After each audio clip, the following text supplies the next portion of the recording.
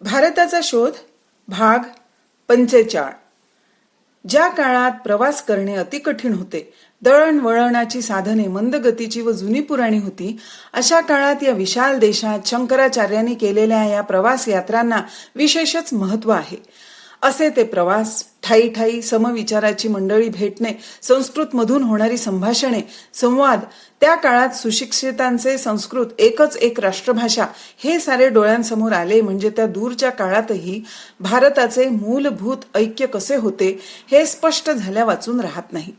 असे प्रवास त्या काळात किंवा त्यापूर्वीही अपवादात्मक नव्हते. राजकीय दृष्टी ऐक्य नसले तरीही लोक सर्वत्र जात येत, ग्रंथ दूरवर जात.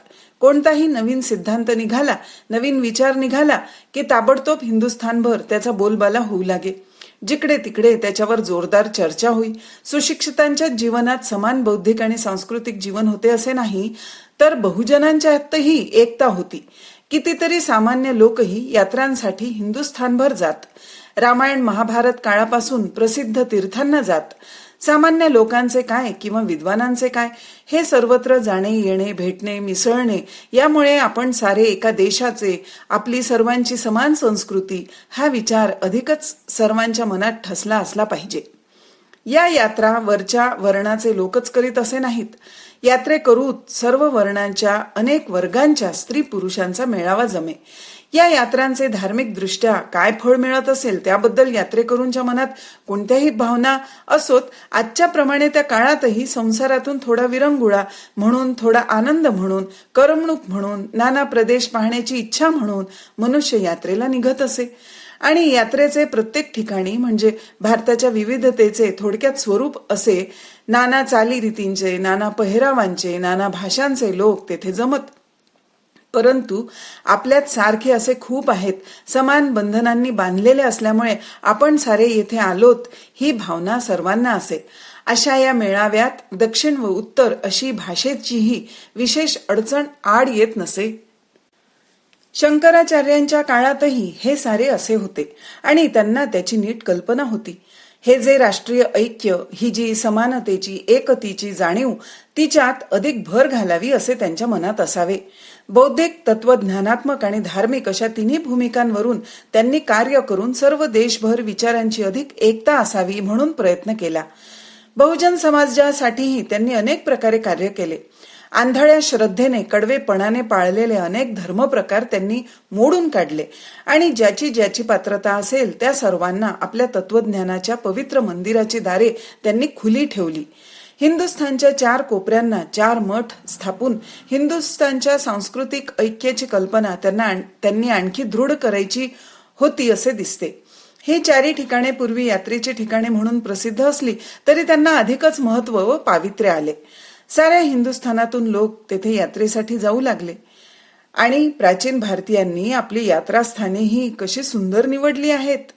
ही स्थाने बहुतेक निसर्गरम्य अशाच ठिकाणी आहेत.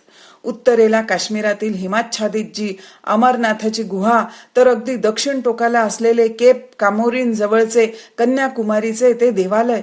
काशी तर सुप्रसिद्धच आहे आणि हिमालयाच्या पायथ्याला प्रेमाने बिलगून बसलेले ते हरिद्वार.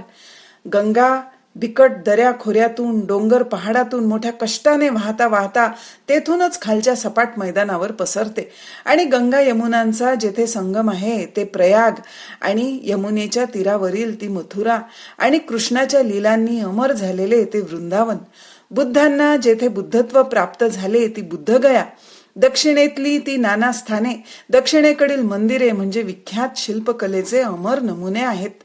ही सारी यात्रास्थाने पाहिली म्हणजे भारतीय कलेचेही अंतरंग अशा प्रकारे दिसते. सर्वत्र पसरलेल्या बौद्ध धर्माचा शंकराचार्यांनी सोक्षमोक्ष लावला आणि नंतर ब्राह्मण धर्माने, बंधुभावाने त्याला आत्मसात केले असे म्हणण्यात येत असते. परंतु शंकराचार्यांच्या आधीच बौद्ध धर्म संकुचित झाला होता. शंकराचार्यांचे काही ब्राह्मण प्रतिस्पर्धी त्यांना प्रछन्न बुद्ध म्हणत. बौद्ध धर्माचा त्यांच्यावर बराच परिणाम झाला होता हे खरे आहे. भारत आणि चीन. बौद्ध धर्मामुळे हिंदुस्थान आणि चीन एकमेकांच्या जवळ आले आणि मग संबंध पुष्कळच वाढला. अशोकाच्याही आधी असे संबंध होते की काय ते माहीत नाही. काही दर्यावर्दी व्यापार असेल असे वाटते, कारण चीनमधून रेशीम हिंदुस्थानात येत असे. परंतु जमिनीच्या मार्गानेही दळणवळण असावे असे वाटते. फार प्राचीन काळीही लोकांची इकडून तिकडे तिकडून इकडे ये जा सुरू असावी, कारण हिंदुस्थानच्या पूर्व सीमांवरून प्रदेशात मंगोलियन तोंडवळा बराच आढळतो. नेपाळात मंगोलियन चेहरेपट्टी विशेष आढळते. आसाम जे प्राचीन कामरूप होते आणि बंगाल या प्रांतातही मंगोलियन तोंडवळा काही कमी नाही. परंतु ऐतिहासिक दृष्ट्या अशोकाच्या संदेशवाहकांनीच पहिली वाट पाडली असे म्हटले पाहिजे आणि बौद्ध धर्माचा चीनात प्रसार होताच ही यात्रा मग सारखी सुरूच राहून जवळजवळ 1000 वर्षे चीनी आणि भारतीय पंडित व यात्रेकरू परस्परांच्या देशात येत जात होते. गोबीचे मैदान, मध्य आशियातील मैदाने आणि डोंगर पठारे तसेच हिमालय हे सारे ओलांडून जावे यावे म्हणून हा प्रवास मोठा कष्टाचा, धोक्याचा व फार लांबचा पडे. कितीतरी हिंदी व चीनी यात्रेकरू वाटेतच मरून जात. एकदा तर 90% यात्रेकरू वाटेतच मरण पावले असा उल्लेख आहे. पुष्कळ जण शेवटी पोचल्यावर परत न जाता तेथेच वस्ती करून तेथलेच नागरिक होऊन जात. चीनमध्ये जायला आणखी एक जवळचा परंतु तितकाच धोक्याचा मार्ग होता. हा मार्ग समुद्रावरून इंडो चायना, जावा, सुमात्रा, मलाया आणि निकोबार बेटे यावरून होता. या मार्गाचाही पुष्कळ उपयोग केला जाई. एखाद्या वेळेस कोणी जमिनीवरून येत असेल आणि समुद्रावरून जात असेल. बौद्ध धर्म आणि भारतीय संस्कृती साऱ्या या मध्य आशियाभर तसेच इंडोनेशियाच्या भागातही पसरली होती. या साऱ्या विशाल प्रदेशात ठाई ठाई विहार होते, अभ्यास केंद्रे होती. त्यामुळे हिंदी किंवा चीनी यात्रेकरूंना वाटेत विसाव्याची जागा मिळे. समुद्रमार्गे व भूमार्गे कसेही जाणे असो, ठिकठिकाणांच्या मठातून, विद्यापीठातून आश्रय मिळे. यात्रेकरूंचे तेथे स्वागत होई. कधी कधी चीनी पंडित जावा यवद्वीपाकडील हिंदी वसाहतीत काही महिने मुक्कामही करीत व हिंदुस्थानात येण्यापूर्वी तेथे ते संस्कृत शिकून येत. चीनमध्ये पहिल्याने जाणारा भारतीय पंडित कश्यप मतंग हा होय. इ. 67 मध्ये तो चीनला पोचला. त्यावेळेस मिंग टी हा सम्राट होता व बहुधा त्याच्या आमंत्रणावरूनच कश्यप मतंग गेला असावा. लो नदीच्या तीरावरील लोयांग या नगरीत त्याने वस्ती केली. त्याच्याबरोबर धर्मरक्षक ही होता आणि पुढच्या काळात बुद्धभद्र, जीनभद्र, कुमारजीव, परमार्थ, जीनगुप्त, बोधिधर्म इत्यादी नामांकित पंडित चीनला गेले. त्या प्रत्येकाच्या बरोबर भिक्षूंचा किंवा शिष्यांचा मेळावा असे. असे म्हणतात की एकेकाळी इसवी सनाच्या 6व्या शतकात एका लो यांग प्रांतातच 3000 भारतीय बौद्ध भिक्खू आणि 10,000 भारतीय कुटुंबे नांदत होती. हे जे हिंदी पंडित चीनमध्ये जात ते बरोबर संस्कृत ग्रंथ घेऊन जाऊन त्या ग्रंथाचे चीनीत भाषांतर करीत व शिवाय स्वतः चीनी भाषेत स्वतंत्र ग्रंथही ते लिहित. चीनी सारस्वतात त्यांनी बरीच भर घातली आहे. चीनी भाषेत त्यांनी काव्यरचनाही केली. इ. 401 मध्ये कुमारजीव हा चीनमध्ये गेला. त्याने विपुल लिहिले आहे. त्याचे 47 ग्रंथ आज उपलब्ध आहेत. त्याची चीनी भाषा शैली मोठी सुंदर होती असे म्हणतात. नागार्जुनाच्या चरित्राचा त्याने चीनी अनुवाद केला आहे. जीनगुप्त हा 6व्या शतकाच्या उत्तरार्धात चीनमध्ये गेला. त्याचे 37 संस्कृत ग्रंथाचे चीनीत भाषांतर केले. त्याने 37 संस्कृत ग्रंथांचे चीनीत भाषांतर केले. त्याच्या विद्वत्तेची ख्याती दूरवर पसरली. ती इतकी की टँग घराण्यातील एक सम्राट त्याचा शिष्य झाला. जसे हिंदी पंडित चीनमध्ये जात तसे चीनी पंडितही इकडे येत. अशी दुहेरी जा ये होती. ज्यांनी आपले यात्रा वृत्तांत लिहिले आहे आणि जे सुप्रसिद्ध आहेत अशा तिघांची नावे अनुक्रमे फाहियान, ह्युएनसांग आणि इत्सिंग अशी आहेत. फाहियान 5व्या शतकात हिंदुस्थानात आला. तो चीनमध्ये कुमारजीवाचा शिष्य झाला होता. फाहियान चीन सोडून हिंदुस्थानात येण्यासाठी निघताना कुमारजीवांना प्रणाम करण्यासाठी गेला असता आचार्यांनी शिष्यास जे सांगितले त्याची मनोरंजक हकीकत फाहियानने दिली आहे. कुमारजीव फाहियानला म्हणाले, भारतात तू आपला सारा वेळ धार्मिक ज्ञान मिळविण्यातच दौडू नकोस. तेथील लोकांच्या चालीरीती, त्यांचे जीवन यांचाही नीट अभ्यास कर. असे केल्यानेच भारतीय आणि त्यांचा देश याची तुम्हा चीनी लोकांना अधिक यथार्थ कल्पना येईल आणि तुम्ही नीट समजू शकाल. फाहियान हिंदुस्थानात येऊन पाटलीपुत्र येथील विद्यापीठात त्याने अध्ययन केले. प्रसिद्ध चीनी प्रवाशातील सर्वात प्रसिद्ध असा जो हुएनसांग तो 7व्या शतकात हिंदुस्थानात आला. त्यावेळेस चीनमध्ये प्रसिद्ध टँग घराणे राज्य करीत होते आणि उत्तर हिंदुस्थानात हर्षवर्धन हा सम्राट होता. हुएनसांग खुष्कीच्या मार्गाने आला. गोबीचे मैदान, वाळवंट ओलांडून तुर्फान आणि कूच, ताशकंद आणि समरकंद, बल्क, खोतान आणि यारकंद अशी ठिकाणे घेत घेत पुढे हिमालय ओलांडून तो हिंदुस्थानात आला. त्याने आपल्या प्रवास वर्णनात वाटेतील धोके, संकटे, नाना साहसे तसेच मध्य आशियातील नाना बौद्ध धर्मी राजे, ठिकठिकाणचे बौद्ध मठ आणि बौद्ध धर्माचे उत्कट अनुयायी तुर्क सारे काही दिले आहे. हिंदुस्थानातही तो सर्वत्र हिंडला फिरला. सर्वत्र त्याने त्याचे सन्मानपूर्वक गौरवपूर्वक स्वागत करण्यात आले. आपल्या प्रवासात अचूक निरीक्षण करून नाना लोकांची, नाना स्थळांची बरोबर माहिती त्याने गोळा केली. प्रवासात ज्या गमतीच्या किंवा विचित्र कथा तो ऐके त्यांचीही त्याने नोंद करून ठेवली आहे. पाटलीपुत्रापासून जवळच असलेल्या नालंदा विद्यापीठात त्याने काही वर्षे वास्तव्य केले.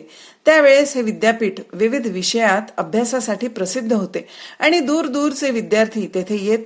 जवळजवळ 10,000 विद्यार्थी व भिक्षू तेथे राहत होते असे म्हटले आहे.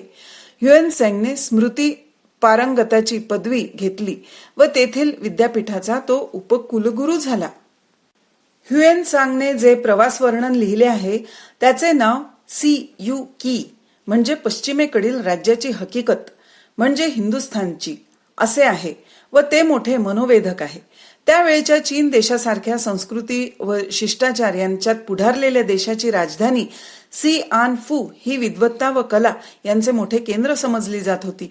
अशा या राजधानीत रुळलेल्या या चणाक्ष पंडिताने भारतातील त्यावेळच्या परिस्थितीचे दिलेले वर्णन व त्यावर केलेली टीका महत्वाची आहे. शिक्षणाच्या पद्धतीचे त्याने वर्णन केले आहे. शिक्षण लहानपणीच सुरू होई. हळूहळू विद्यापीठात विद्यार्थी प्रवेश करीत. तेथे 5 शाखांचे शिक्षण मिळे. व्याकरण, कलाकौशल्य, शास्त्र, आयुर्वेद, तर्क आणि तत्वज्ञान. भारतीयांची विद्याभिरुची पाहून त्याला विशेष आश्चर्य वाटले. थोडेसे प्राथमिक शिक्षण सार्वत्रिक झालेले होते कारण भिक्षू आणि धर्मोपदेशक शिक्षकाचे काम करीत. तो म्हणतो, सामान्य जनता साहजिकच चंचल वृत्तीची असली तरी हे लोक नेकीने वागणारे व मनाने थोर आहेत. पैशांच्या बाबतीत त्यांच्याजवळ कसली लबाडी नाही व न्याय करतील तो अगदी विचार करून. त्यांच्या वागणुकीत फसवेपणा नाही, कपट नाही. दिलेले वचन पाळतील, शपथेप्रमाणे वागतील. राज्यकारभाराच्या नियमात कडक सचोटी आहे परंतु प्रत्यक्ष वागणूक मधुर आणि सौम्य आहे. बंडखोर गुन्हेगार फारसे नाहीतच. मधून मधून त्यांचा थोडाफार उपद्रव होतो. राज्यकारभार उदार तत्वांवर आधारलेला असल्यामुळे त्याची अंमलबजावणी साधी आहे. लोकांना वेठीला धरले जात नाही. त्यामुळे लोकांवरील करही माफक आहेत. व्यापारात गढलेले व्यापारी आपल्या कामकाजासाठी सारखे जात येत असतात. ज्या रस्त्याने हुएनसांग आला होता त्याच रस्त्याने मध्य आशियातील मार्गाने तो परत गेला. बरोबर त्याने पुष्कळ हस्तलिखित ग्रंथ नेले होते. त्याने केलेल्या वर्णनावरून खोरासार, इराक, मोसल आणि पुढे थेट सिरियाच्या सरहद्दीपर्यंत बुद्ध धर्माची किती सर्वगामी सत्ता चाले त्याचे हुबेहूब चित्र डोळ्यांसमोर येते. परंतु तसे पाहिले तर या प्रदेशातून याच काळात बौद्ध धर्माला उतरती कळा लागली होती आणि अरबस्तानात खाली इस्लाम उदयास येत होता. तो पुढे लवकरच या सर्व देशातून पसरला. इराणी लोकांविषयी हुएनसांग मार्मिकतेने लिहितो, त्यांचे विद्येकडे फारसे लक्ष नाही. सदा कला कुसरीच्या जिनसा बनविण्यात अगदी पूर्ण गढून गेलेले असतात. ते जे काही बनवतील त्याची आसपासच्या देशात फार किंमत आहे. त्यावेळी व त्याच्या अगोदर व नंतरही इराणचे सारे लक्ष जीवन अधिक सौंदर्यपूर्ण, अधिक डौलदार करण्यात गुंतले होते व इराणचा प्रभाव आशिया खंडात दूरवर पसरला होता. गोबीच्या वाळवंटाच्या कडेला असलेले एक लहानसे मजेदार तुर्फान राज्य होते. हुएनसांगने त्याची सुरेख हकीकत लिहून ठेवली आहे आणि अलीकडील उत्खननामुळे पुष्कळच नवी माहितीही मिळाली आहे. तुर्फान हे नाना संस्कृतींचे मिलन स्थान होते. चीन, हिंदुस्थान, इराण एवढेच नव्हे तर ग्रीक संस्कृती प्रवाह तेथे येऊन हे सर्व एकमेकात मिसळून या सर्वातून एक नवीनच संमिश्र मनोहर संस्कृती तेथे फुलली. तेथील भाषा इंडो युरोपियन कुळातील होती. ती हिंदुस्थान, इराण यातून संमिश्र स्वरूपात मिळाली होती व युरोपातील कोल्टिक भाषांशी काही बाबतीत त्या भाषेचे साम्य होते. धर्म हिंदुस्थानातून मिळाला, चाल रीती चीनची, कलाकुसरीच्या वस्तू इराणातून यायच्या. बुद्धाचे आणि इतर देवदेवतांचे जे पुतळे लेण्यातील ज्या मूर्ती आहेत त्यांची शिरोभूषणे ग्रीक पद्धतीची आहेत, तर इतर वस्त्रभूषा भारतीय आहे. या देवदेवतांच्या मूर्ती पाहून मोशर ग्राउसेट म्हणतो, या मूर्ती म्हणजे हिंदू मूर्तीतील लवचिक वळण, ग्रीक शिल्पातील भावदर्शन आणि चीनी मोहकता यांचे अपूर्व सुंदर संगम आहे. ह्युएनसेंग स्वदेशी परतल्यावर सम्राटाने आणि जनतेने त्याचे स्वागत केले. नंतर आपल्या प्रवासाचा ग्रंथ तो लिहू लागला. तसेच बरोबर आणलेल्या अनेक संस्कृत ग्रंथांचे भाषांतरही त्याने सुरू केले. कित्येक वर्षापूर्वी हिंदुस्थानच्या यात्रेस तो जेव्हा निघाला त्यावेळची ही गोष्ट आहे. सम्राट टँगने एका पेल्यात चिमूटभर माती मिसळून त्याला तो पेय प्यायला दिले आणि सांगितले की हे पेय पी, कारण परदेशातील लाखो सोन्याच्या नाण्यांपेक्षा स्वदेशातली मुठभर माती अधिक मोलाची आहे असे पूर्वज सांगत नाहीत का? ह्युएनसांगला चीन आणि हिंदुस्थान या दोन्ही देशात प्रतिष्ठा होती. त्याच्याविषयी दोन्ही देशांना आदर वाटत असल्यामुळे त्याच्या भेटीने दोन्ही देशातील राज्यकर्त्यांमध्ये राजकीय संबंधही निर्माण झाले. हर्षवर्धनाने चीनकडे वकील पाठविला आणि टँग घराण्यातील चीनी सम्राटाने हर्षाकडे वकील धाडला. ह्युएनसांगने भारताशी जोडलेला संबंध तोडला नाही. त्याचा व भारतातील त्याच्या मित्रांचा पत्रव्यवहार सुरू होता. त्याला हस्तलिखित ग्रंथ पोचत होते. मुळात संस्कृतात लिहिलेली 2 पत्रे चीनमध्ये अद्याप सांभाळून ठेवण्यात आली आहेत. त्यातील एक पत्र एक भारतीय बौद्ध विद्वान स्थवीर पद्मनादेव याने इ.स. 654 मध्ये ह्युएनसांगला लिहिलेले आहे. त्या पत्रात आरंभी नमस्कार व उभयतांच्या मित्रांचे कुशल वर्तमान व त्या मित्रांच्या साहित्य निर्मितीचा वृत्तांत देऊन पुढे तो लिहितो, आम्ही विसरत नाही याची खूण म्हणून श्वेत वस्त्रांची एक जोडी पाठवित आहोत. प्रवास फार लांबचा पडतो तेव्हा ही भेट लहान असे मनात आणू नका. या वस्त्रांचा तुम्ही स्वीकार करावा अशी आमची इच्छा आहे. जी सूत्रे आणि शास्त्रे तुम्हाला लागतील त्यांची एक यादी करून पाठवा, म्हणजे हस्तलिखित प्रती करून आम्ही पाठवू. उत्तरात ह्युएनसेंग लिहितो, नुकत्याच आलेल्या वकिलाकडून कळले की थोर आचार्य शीलभद्र मरण पावले. ती वार्ता ऐकून मी अपार दुःखविव्हळ झालो. जी सूत्रे व शास्त्रे मी बरोबर आणली होती त्यांची योगाचार्य, भूमी शास्त्र याचे तसेच आणखी कित्येकांचे भाषांतर मी केले आहे. एकूण 30 भाग होतील. सिंधू नदीतून पलीकडे जात असता माझ्या बरोबरच्या पवित्र पोथ्यांचे गाठोडे नदीत पडले, ते गेले. प्रस्तुतच्या पत्रासोबत आवश्यक त्या ग्रंथांची यादी दिली आहे. संधी मिळाली तर हे ग्रंथ मला पाठवावे अशी विनंती आहे. काही लहान वस्तू भेट म्हणून पाठविले आहेत, त्यांचाही कृपेने स्वीकार करा. हा संदर्भ डॉक्टर पी.सी. बागची यांच्या हिंदुस्थान आणि चीन या पुस्तकातून घेतला आहे. ह्युएनसांगने नालंदा विद्यापीठाविषयी बरेच लिहिले आहे. आणखीही दुसरे वृत्तांत या विद्यापीठाविषयी उपलब्ध आहेत. परंतु काही वर्षापूर्वी मी स्वतः त्या ठिकाणी गेलो होतो व तेथील उत्खनन पाहिले तेव्हा नालंदा विद्यापीठाचा विस्तार व त्याची एकंदर अफाट योजना हे सारे पाहून मी थक्क झालो. काही थोडेसेच उत्खनन झाले होते. उरलेल्या भागावर लोक हल्ली राहतात, तेथे घरेदारे आहेत. परंतु खणून काढलेला जो लहानसा भाग आहे तेथे सुद्धा प्रचंड प्रांगणांच्या भोवती भव्य दगडी इमारती होत्या. भाग 45 समाप्त.